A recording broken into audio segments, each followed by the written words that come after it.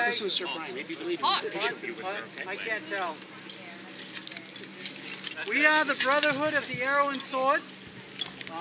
In this show, yeah, you're going to see a little bit of the sword. The arrow will happen in the second show.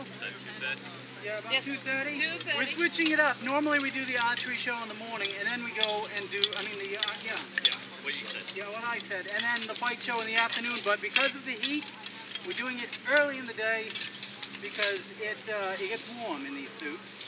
I'm assuming that it's probably a little bit warm for you folks out there. A little bit? Yeah.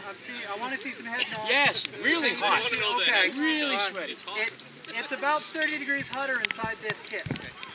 All right? So... All right. So, and the nice thing about this is he really can't hear very well. So unless you speak up, he's just seeing things move out there, but he can't hear with all the padding.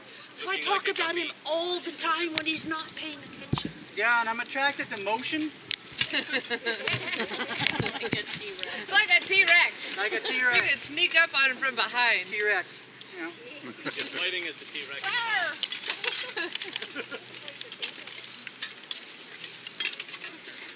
All right, so this is Brian the Captain, And this is Master Marcus. the arrow and the sword. Yep. And Today this we're is going- Lady Evelyn. Evelyn. Hello. I keep them in line. His brain is boiling. It really is very hot in that. Like a And behind us we have two other amazing fighters who are now all ready, it looks like, yes? They are cooking. We have Man-at-Arms Scott and Dame Bree. Sorry. Huzzah! Anybody willing to armor up today is amazing. And of course, we have Squire Kyle. He's still squatting. Man-at-Arms, at this point, he should almost be a knight. He's been promoted. When you He's turn Man-at-Arms. 18, you become a man-at-arms. Or All right. you get knighted. So what we're going to show you today is some 15th century, okay, which means 1400s combat styles. It's going to be more tournament-style combat because it takes a long time to train people, and killing them is not a good idea. Right? So in tournament, the point was to score points, right, and try to defeat your enemy through skill at arms rather than just through power of weapon. You're going to be starting with pole arms. You guys are going with what? All right, we'll go first. What are you going to fight with? Long sword? Nope. Yeah. What do you think? I think we're going for swords at this first show. All right, so we're Just so going to be you fighting know, with. what we are doing, we are hitting each other for real. This is not choreographed fighting. All right, this is real shots. We are taking real hits. The blood will be real. Hopefully not. No. But if it is, don't worry. We've done this before. We are Yeah. trained. Don't do this at home. No. At least not without videotaping it for YouTube. All right, now, this is a great sword. It's actually an okay sword, but he calls it a great sword. A great sword generally means that you can put two hands comfortably on the grip, right? And your power this is not baseball, right? You don't have time to wind up to take a shot. So most of these stuff, do you really want me to hit you?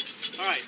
The power comes actually from snapping the wrist. So if I push out with my right hand and pull back with my left hand at the same time, I can generate quite a bit of force.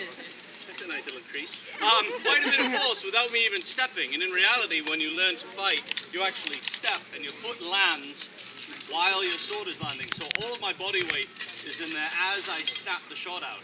That also allows me really good control because wherever my hand is, that's as far as the sword can go. So if I'm fighting with Sir Brian and I notice that he's not really ready for it, I can stop the shot on a dime.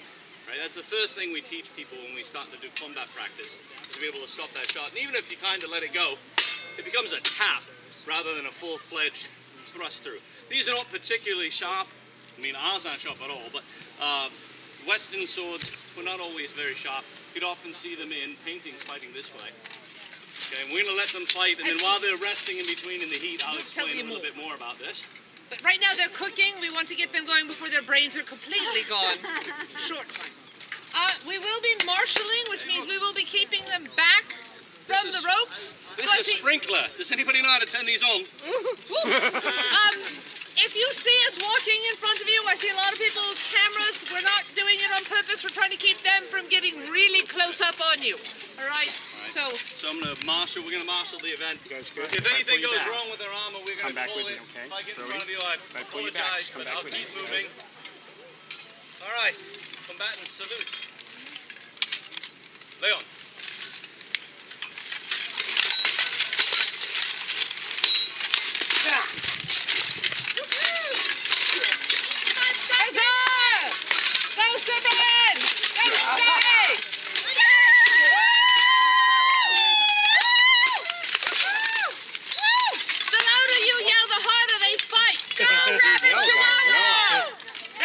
So one of the things that would often happen on the battlefield is not death from blows from the weapons, but actually heat exhaustion. Because they didn't have people to go, hold, time for a drink. Everybody have some tea. Right? Wasn't any time for that. But we're going to give them a little bit of water today if we have it available.